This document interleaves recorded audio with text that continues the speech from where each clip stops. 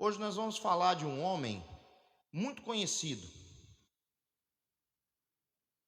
Ele era pequenininho e subiu em cima de uma árvore para ver Jesus. Como é que é o nome dele? Bem alto, como é que era o nome dele? Zaqueu. Essa personalidade. Eu quero conversar com vocês hoje sobre a conversão e a salvação de Zaqueu. Então, para a gente entender esse texto, vamos ler como é que foi desde o início.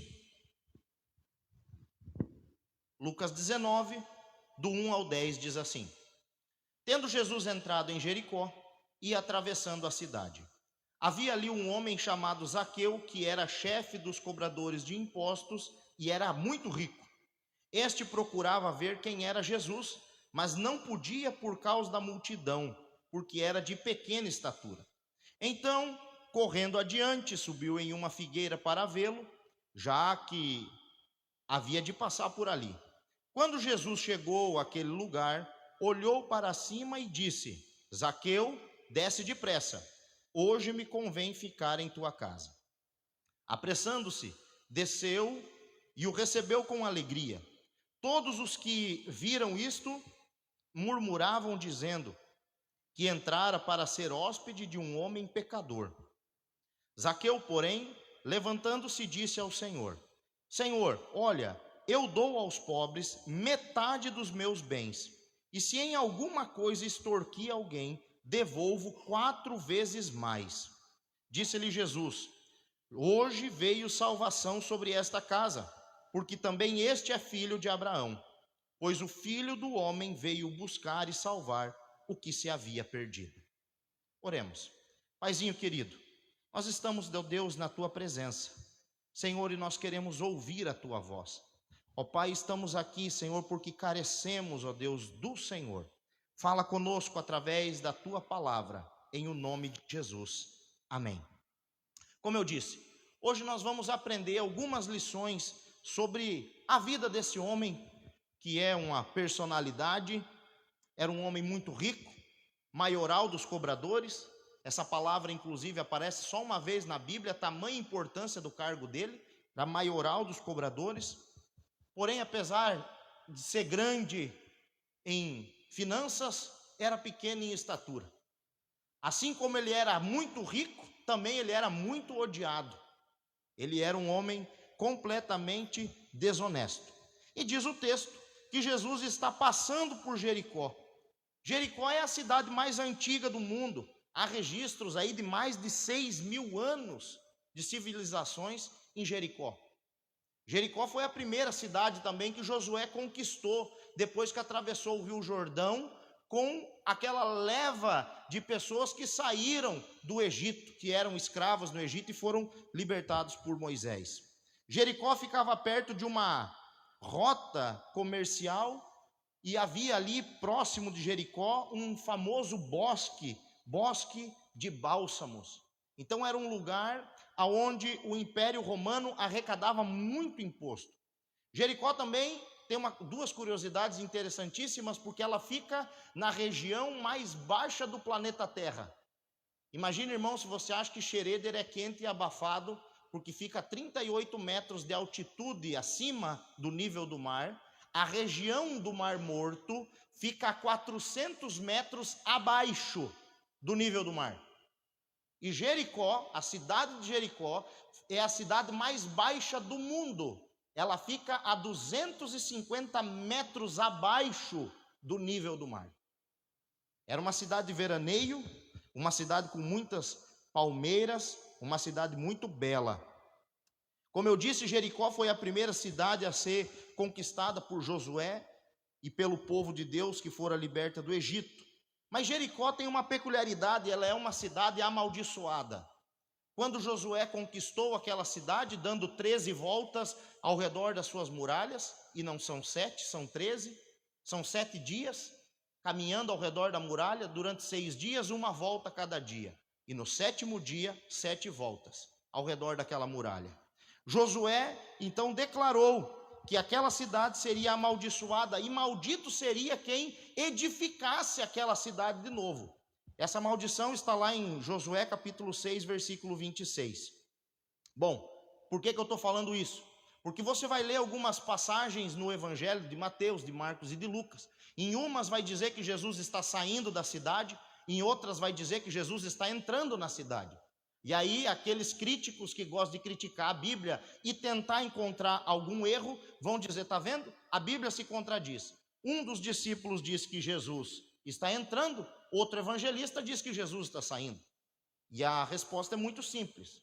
É porque em um dos textos, o evangelista está narrando a perspectiva da cidade nova olhando para a cidade velha. E aí Jesus está saindo da cidade velha de Jericó e entrando na cidade nova. E vice-versa no outro evangelista. Da Jericó antiga ficou só as ruínas. Mas Herodes o Grande, no século I, reconstruiu em outro lugar, próximo de Jerusalém, mais ou menos a 24, 25 quilômetros de Jerusalém, uma segunda Jericó, uma nova Jericó. E essa Jericó ficou conhecida como a cidade das palmeiras, dos jardins, das piscinas naturais e das casas de banho. Era onde Herodes tinha o seu palácio de verão, aonde ele ia tirar as suas férias. Bom, é muito interessante notar que é a última vez que Jesus vai passar por Jericó. Jesus está indo para a última semana da sua vida na terra. Ele está indo para Jerusalém, e ali em Jerusalém ele seria traído, preso, condenado, crucificado, morto e sepultado. É a última vez que Jesus está passando em Jericó. Essa é a última oportunidade daquela cidade, é a última oportunidade daqueles moradores. O Deus encarnado está passando por ali. Ô meus irmãos, que nós também não venhamos perder essa oportunidade, porque hoje pode ser a última. Nós não sabemos quando será a nossa última oportunidade. Como já era de costume, uma grande multidão seguia Jesus. E diz o texto que essa grande multidão seguia, o exprimia, o apertava, o acompanhava, devido aos milagres que ele realizava, e eles queriam tocar em Jesus, eles queriam estar perto de Jesus, eles queriam ver qual seria o próximo ato, a próxima cena, o que é que Jesus iria fazer. Interessante é que Lucas registra a multidão, mas Lucas também faz questão de registrar que dessa multidão que acompanha Jesus e que está indo com Jesus para Jericó, somente 2 pessoas vão ser salvas. De uma cidade toda, 2 pessoas. E Lucas vai fazer um paralelo, porque o primeiro a ser salvo por Jesus é um homem cego, mendigo, que vivia à beira do caminho, que não tinha nada além de uma capa. Está aí no capítulo 18 da sua Bíblia, um homem chamado de Bartimeu. Nós não sabemos se o nome dele era Bartimeu ou se, porque a palavra Bar significa filho de. Simão Bar Jonas, Simão filho de Jonas. Não sabemos se o nome desse cego era Bartimeu ou se o nome do pai do cego era Timeu. Mas está dizendo no texto que na entrada da cidade, no caminho, está um homem pedindo esmola. E esse homem vivia de esmolas. Bartimeu era cego, desprezado, vivia do favor das pessoas que passavam por ali. Diz o texto que Bartimeu ouviu, ele não via, ele ouviu que Jesus estava passando. E o cego viu mais do que todo mundo, porque ele ouvia dizer que Jesus, o Nazareno, estava passando por ali. E quando ele ouve isso, ele começa a dizer em alto e bom som: Jesus, filho de Davi, tem compaixão de mim.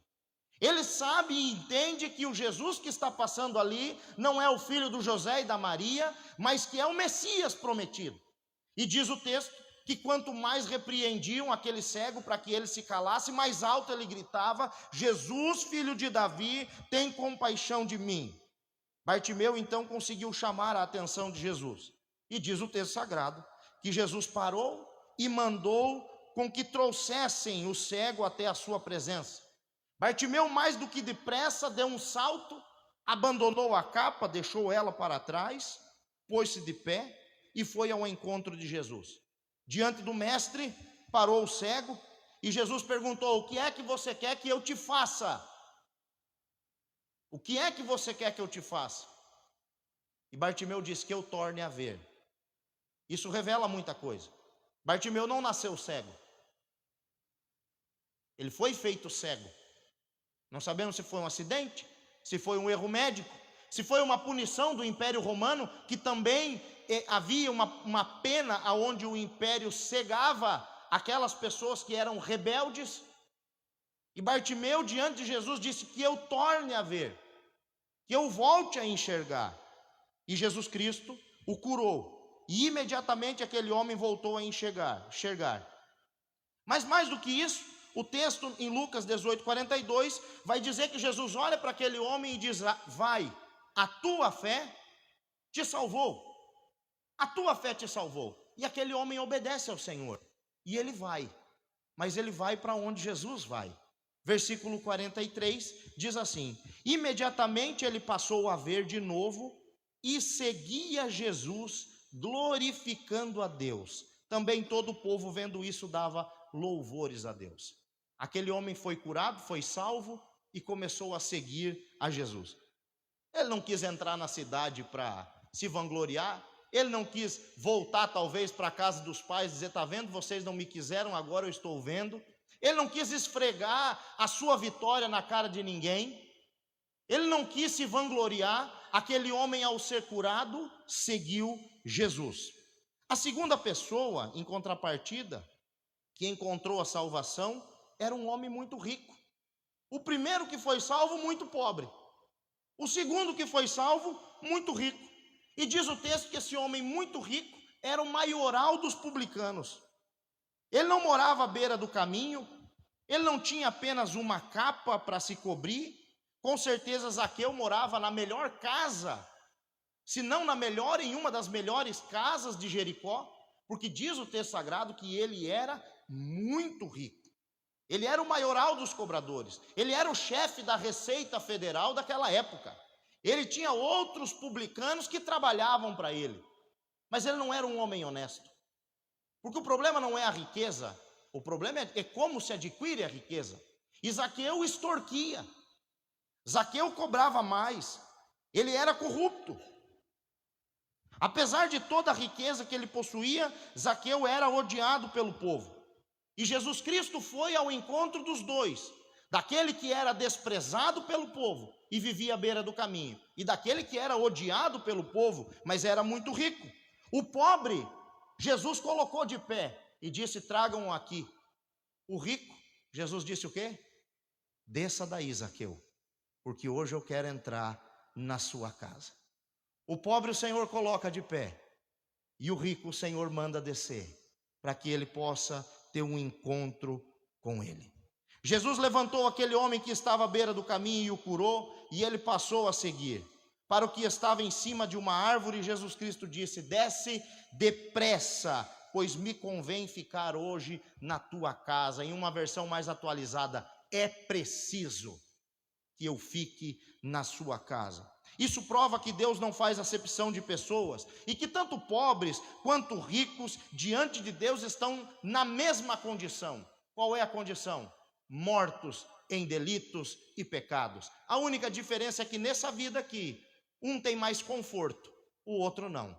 Mas o destino dos dois sem Cristo é o mesmo: perdição eterna, horror eterno, um inferno que arde com fogo que não se apaga.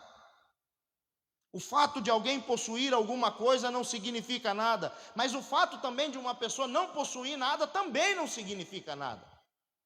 Porque às vezes a gente confunde e pensa que humildade é falta de recursos, e a gente olha para aquela pessoa e diz: nossa, coitadinho, com certeza esse tem uma vaga garantida no céu, pelo tanto que ele sofre aqui na terra. E eu quero dizer para você, irmão, que se você não tiver Jesus aqui, nessa vida, você sofre aqui e sofre eternamente também sem Ele. E se você não tiver Jesus e for muito rico aqui, você pode ter um conforto nesta vida, mas na eternidade você vai padecer sem Cristo. Zaqueu tinha dinheiro, mas não era salvo. Bartimeu não possuía quase nada a não ser aquela capa, mas também não era salvo. O que mudou o destino daqueles dois homens foi um encontro com o Senhor Jesus. Deus não faz acepção de pessoas. Se você é muito rico e está aqui, eu quero dizer que Deus te ama, que Jesus ama você. Mas pastor, eu sou muito pobre. Deus ama você do mesmo jeito, do mesmo jeito. E eu quero compartilhar com vocês então 4 lições que nós aprendemos nesse texto. É um texto muito rico, mas eu quero compartilhar com vocês. A primeira lição é que a salvação não pode ser impedida. A salvação não pode ser impedida. Quando nós olhamos para o texto, nós encontramos aí muitas barreiras que poderiam impedir Zaqueu de encontrar a salvação. Nós, muitas vezes, temos esse filtro. Olhamos para o mundo com estes óculos, os óculos dos empecilhos, dos obstáculos. E por nós olharmos com estes olhos para o mundo, muitas vezes nós colocamos pessoas na lata do lixo. Para aquele não tem mais jeito. Para aquela não há salvação. Não, para esse pecado, não tem como Deus reconstruir. Esse casamento já foi por água abaixo. E nós condenamos coisas a qual nós não temos autoridade nenhuma para condenar. Vamos ver aí alguns empecilhos, possíveis empecilhos, que poderiam impedir Zaqueu. O primeiro é que ele era um publicano. Já começava aí um empecilho. Esse homem nem na sinagoga podia ir.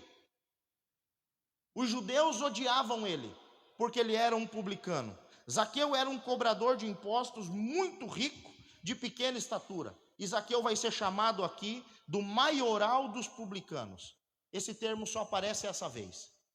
Ele é o líder, ele é o chefe. Ele tem uma gama de outros publicanos e cobradores de impostos que trabalham para ele. Meus irmãos, o Império Romano, para financiar o seu império mundial, ele estabelecia uma taxação.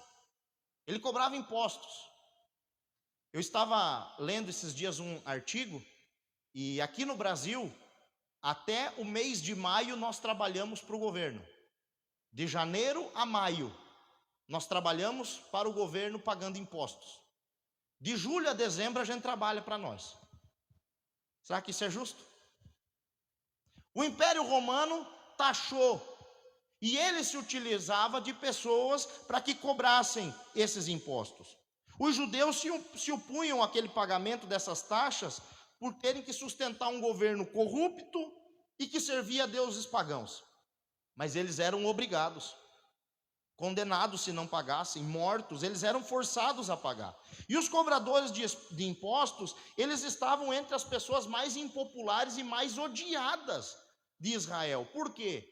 Porque não bastava essas pessoas estarem trabalhando para um governo pagão, eram judeus. Não eram pagãos que cobravam os impostos, eram os próprios judeus, eram irmãos entregando irmãos. E isso causava uma revolta muito grande. Judeus de nascimento, esses eram os publicanos que livremente escolheram trabalhar para o inimigo, trabalhar para aquele sistema opressor. Por isso os judeus ansiavam pelo Messias, eles queriam um rei guerreiro, um rei libertador, que viesse libertá-los desses impostos. E aqueles homens eram considerados como traidores de Israel. Segundo, poderia ser um empecilho para Zaqueu, seria o seu caráter desonesto. E diz o texto sagrado que ele, não bastante trabalhar para o Império Romano, ele era corrupto, maioral dos cobradores de impostos. Ele usava da sua autoridade para subjugar o povo, para massacrar o povo, para humilhar o povo, para pisar nos seus irmãos. Zaqueu era corrupto, ele extorquia mais do que o império exigia. E por conta dessas extorsões, ele se tornou um homem muito rico. Como eu disse, não tem problema na riqueza, não há pecado na riqueza. Mas o próprio Senhor Jesus Cristo disse que é muito difícil um rico entrar no reino dos céus. É mais fácil um camelo passar por um buraco de uma agulha. Ao que foi questionado pelos discípulos, dizendo, então é impossível ao homem se salvar. E Jesus disse, verdade, ao homem é impossível, mas não é impossível para Deus. E aqui nós vemos a descrição desse homem rico, que era impossível de se salvar, porque o amor dele, o coração dele estava nas riquezas. Mas em terceiro lugar, nós vemos a condição física. Zaqueu poderia ter dito, a minha condição física me impede de servir ao Senhor. a minha condição física, eu sou pequeno demais. Eu não dou conta. Eu não consigo, eu sou fraco. Eu sou limitado. Eu não vou conseguir, porque eu tenho baixa estatura. Zaqueu estava curioso para ver Jesus, porém ele não conseguia ver por conta da multidão. Ô meus irmãos, às vezes a multidão só atrapalha. Às vezes a multidão só atrapalha. Aquele homem já o povo não gostava dele e não deixavam ele chegar perto de Jesus. Em quarto lugar, nós vamos ver a multidão. Como eu disse, a multidão muitas vezes só atrapalha. Quando nós olhamos para os evangelhos, nós vemos que um homem paralítico, carregado por 4 amigos, tentou chegar até Jesus. Conseguiu entrar pela porta da casa? Não. Por quê? Numerosa era a multidão. Ninguém se atentou que ali naquela maca estava um homem que não conseguia andar. Na mentalidade da multidão é cada um por si e Deus por todos. Eu estou aqui e não abro espaço para ninguém, eu não facilito para ninguém. Como ninguém facilitou para mim, eu não vou facilitar para ninguém. Mas aqueles amigos não desistiram. Escalaram a casa, subiram o telhado, abriram o telhado e desceram o paralítico na frente de Jesus. Quando nós olhamos para a multidão, um capítulo anterior, a mesma multidão que agora está impedindo Zaqueu de ver Jesus, estava gritando com Bartimeu: cala a boca, cego. Cala a boca, que você não pode falar com Jesus. Quem é você para falar com Jesus? E a multidão tentava calar aquele homem. Agora a multidão está impedindo Zaqueu de chegar até Jesus. Em quinto lugar, Zaqueu enfrentou os murmuradores. Versículo 7. Todos os que viam isto murmuravam, dizendo que Jesus tinha se hospedado com um homem pecador. Muitas vezes a multidão, irmãos, tem o péssimo hábito de jogar as pessoas na lata do lixo. Quem que é esse aí? Por que está perdendo tempo com essa pessoa? Isso é desperdício. Isso é desperdício. Para esse não há mais esperança. Para essa não tem mais jeito. Para essa família é só o divórcio. Para esse casamento é só o divórcio. Não tem mais salvação. Por que é que você gasta tempo ainda com esse tipo de gente? São os murmuradores. Eles olham com um filtro humano. Mas Jesus, eu quero dizer para você que Jesus sabe o valor de uma alma. Jesus sabe o valor de uma alma, porque foi Ele quem pagou esse alto preço. A segunda verdade que nós aprendemos aqui é que a conversão transforma os perdidos. Veja aí o versículo 8. Zaqueu, por sua vez, se levantou e disse ao Senhor: Senhor, vou dar a metade dos meus bens aos pobres. E se roubei alguma coisa de alguém, vou restituir 4 vezes mais. Oh, meus irmãos, o encontro com Jesus gera transformação de caráter. O encontro com Jesus coloca você diante de você mesmo. Acusador é o diabo, mas o Espírito Santo é um espelho. Ele pega você e, numa linguagem figurativa, ele desmonta você. E ele coloca você nu, na frente do espelho. E você diante dele se vê como realmente é. Não tem nenhuma palavra aqui registrada de Jesus dizendo: vende tudo o que tem e dá aos pobres, como ele falou para aquele jovem rico. Mas Zaqueu, diante de Jesus, confessou dizendo: a idolatria da minha vida é o meu dinheiro. E não há espaço no meu coração agora para outro Deus, senão o Senhor. Senão o Senhor. Muitas pessoas são crentes meramente nominais.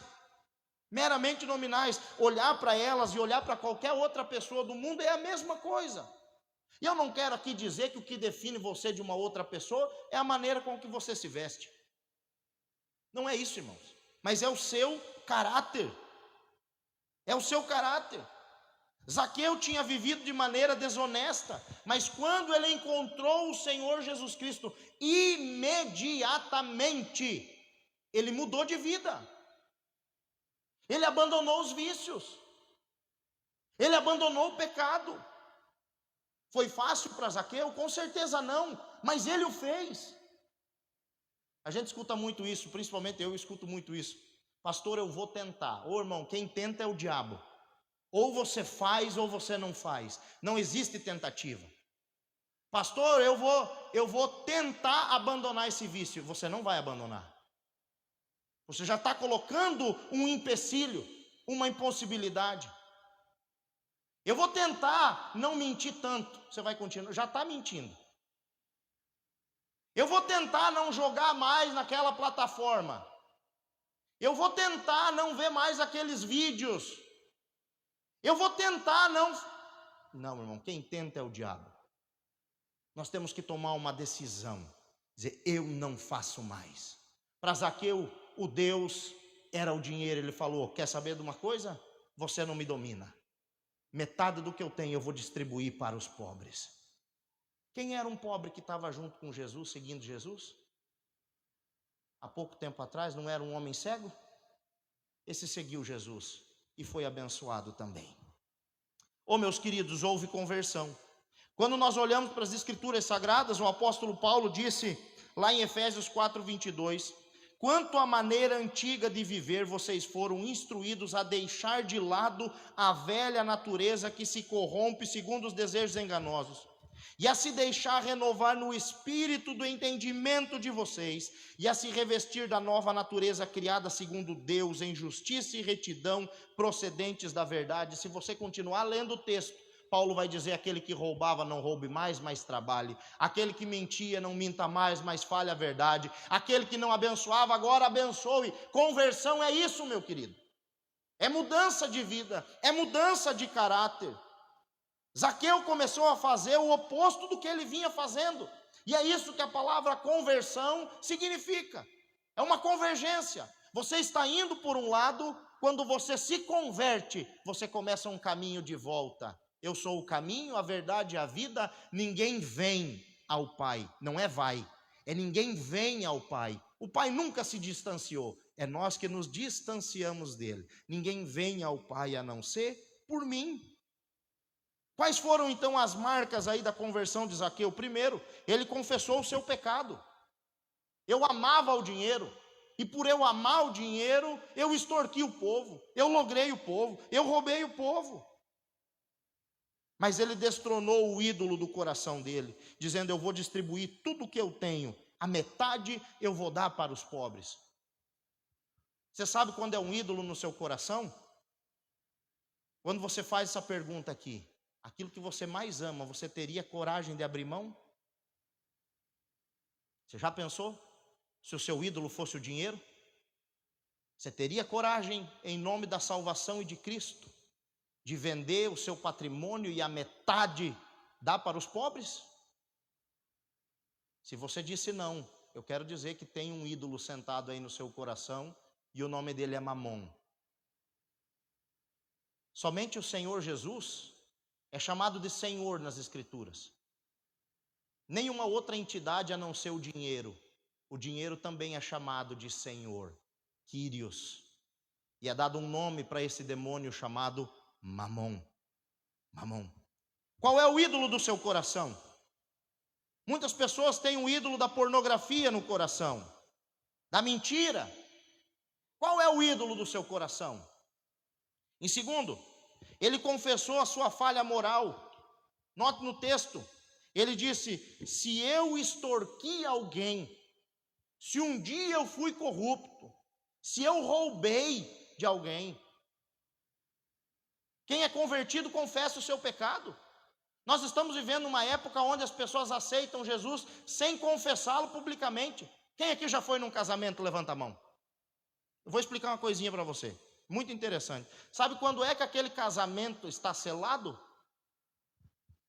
Não é quando a noiva entra, não é quando o noivo vai recebê-la, não é quando o pastor finaliza o sermão. Aquele casamento está selado quando a noiva e o noivo dizem, eu aceito, em alto e bom som, para que todos os presentes diante de Deus e dos homens, eles confessam, eu aceito, eu recebo, agora eu sou esposo dela e ele é meu esposo. E as pessoas estão querendo ter um relacionamento com o Senhor sem o confessá-lo com a sua boca. sem dizer diante dos homens que recebem o Senhor. E a Bíblia diz que aqueles que não confessam os seus pecados, que não confessam o Senhor Jesus Cristo, também diante dos anjos, Deus, Jesus os negará. E ele diz: vou restituir 4 vezes mais. A lei exigia, irmãos, que fosse restituído o valor roubado mais 20%. Está lá em Números e em Levíticos. E aí Zaqueu diz: eu vou fazer mais, porque eu sei que o meu pecado foi grande. Então, quem eu roubei, quem eu machuquei, você feriu alguém? Você machucou alguém? Você causou dano na vida de alguém? Você é crente? Pede perdão. Vai restaurar esse erro. Faz um café na sua casa, chama essa pessoa, monta uma mesa, restitui, vai além, caminha a 2ª milha, mostra que você se converteu. Dá a segunda face. Nós precisamos entender essas verdades. Terceira, veja aqui, alegria. Zaqueu recebeu Jesus com alegria no versículo 6. Ele não inventou desculpa do tipo: minha casa está suja, Senhor, não posso receber, se o Senhor tivesse me avisado antes, eu tinha preparado alguma coisa. Quando Jesus Cristo disse: me convém ir para a sua casa, Zaqueu ficou alegre. Ô meus irmãos, você conhece um cristão? Mas tem o cristão e tem o tristão. Esse eu quero longe de mim. Tem pessoas que dizem que é cristão, que é crente, que serve ao Senhor e vive borocochô, vive para baixo, vive deprimido, vive andando de cabeça baixa, derrotado. Você tem no seu coração o único e verdadeiro Deus que habita na sua vida. Você é filho do dono do ouro e da prata. Existe um lar espiritual esperando por você. Há esperança de salvação nas nossas vidas. O nosso coração deve regozijar com a presença de Jesus. Mas às vezes o cristão, ele regozija num jogo de futebol, mas não consegue se alegrar na palavra de Deus. Não consegue se alegrar com a presença de Jesus. E diz o texto que Zaqueu recebeu o Senhor com alegria no seu coração. Alegria! Ô meus irmãos, Neemias capítulo 8 vai dizer que a alegria do Senhor é a nossa força. A alegria do Senhor é a nossa força. A 4ª marca dele é a prontidão. Prontidão. Jesus disse: desce depressa. E da mesma ligeireza que aquele homem subiu, com as perninhas pequenininhas dele, ele desceu. Prontidão no serviço. Zaqueu viveu muitos anos longe de Jesus, agora ele não quer perder tempo. Jesus quer entrar na minha casa. Jesus quer entrar na minha vida. Eu não posso perder tempo. E aí nós vemos aqui a salvação de Zaqueu. Versículo 9 e 10. Então Jesus lhe disse: hoje houve salvação nesta casa, pois também este é filho de Abraão, porque o Filho do Homem veio buscar e salvar o perdido. Oh, meus irmãos, Zaqueu literalmente demonstrou frutos de salvação, dignos de salvação. Mas o plano dele, qual era o plano dele? Vamos lembrar do plano original de Zaqueu? Ele é pequenininho, ele é curioso, ele não consegue ver Jesus. Vou me adiantar, Jesus vai passar por aqui, vou subir em cima dessa árvore e vou ficar olhando. O plano de Zaqueu não era ter Jesus na vida dele. O plano de Zaqueu era só ver Jesus. Eu preciso sanar essa minha curiosidade. E talvez você veio com essa curiosidade também. A curiosidade de entender o que é esse Jesus, o que são esses crentes, o que é essa coisa. E você vem despretensiosamente. Eu ouvi um testemunho uma vez de que uma senhora, ela queria conhecer Jesus. Aí os filhos foram numa loja, compraram uma imagem de gesso. Falava: como é que nós vamos dar Jesus para a mãe? E aí deram aquela imagem de gesso para a mãe. E um dia, aquela senhora foi em um culto. E alguém apresentou Jesus. E ela disse: hoje eu conheci. Hoje eu o conheci. Eu quero dizer para você, meu irmão, que Jesus tem um plano na sua vida. Ele sabe onde é que você está. Ele sabe aonde você está. E ele foi exatamente ao encontro de Zaqueu. Tinha tantas ruas para Jesus pegar. Tinha tantos caminhos para Jesus seguir. E Jesus foi exatamente aonde estava aquele pequeno homem em cima de uma grande árvore. E quando Jesus chegou debaixo daquela árvore, olhou para cima, viu o curioso lá em cima e disse: amigo, Zaqueu, desce depressa. Você leu aqui no texto que alguém chegou para Jesus e disse: ó, tem um maioral dos publicanos, ele é baixinho e ele quer ver você, ele está em cima de uma árvore e o nome dele é Zaqueu. Você leu isso no texto? Quem é que contou para Jesus que Zaqueu estava ali? Ele é Deus, ele é soberano. Com isso eu quero dizer que ele sabe o seu nome. O seu nome. E ele chega até nós e ele chama você pelo seu nome. Por quem você é. Zaqueu, desce depressa, Zaqueu, porque eu quero entrar na sua casa. Hoje eu preciso ficar na sua casa, me convém, eu quero entrar na sua vida, eu quero ter intimidade contigo, eu quero te curar, eu quero te libertar, Zaqueu, eu quero arrancar essa idolatria do seu coração, eu quero salvar você. É isso que Jesus quer fazer contigo, meu irmão. Desce depressa. Por isso eu quero convidar você que está empoleirado aí, em cima da curiosidade, talvez em cima do muro da indecisão, desce depressa, desce para Jesus, recebe o Senhor Jesus. O Senhor Jesus quer fazer morada no seu coração, no seu coração. O Senhor Jesus Cristo disse para a sua igreja, lá em Apocalipse 3:20, eis que eu estou à porta e bato. Se alguém ouvir a minha voz e abrir a porta, eu entrarei em sua casa e cearei com ele e ele comigo. É um relacionamento. É um relacionamento. E eu quero convidar você, nessa noite, assentado como você está, a fechar os seus olhos. A fechar os seus olhos. E colocar diante do Senhor o seu coração. Dizer: Senhor, eu preciso de Ti. Eu preciso do Senhor. A indecisão às vezes tomou conta de mim, a insegurança. Você que foi confrontado, que descobriu que existem ídolos no seu coração, hoje é o dia de você destronar os ídolos do seu coração. Zaqueu disse: olha, era o dinheiro que me governava, mas a partir de hoje esse ídolo foi destruído. Feche seus olhos, vamos orar.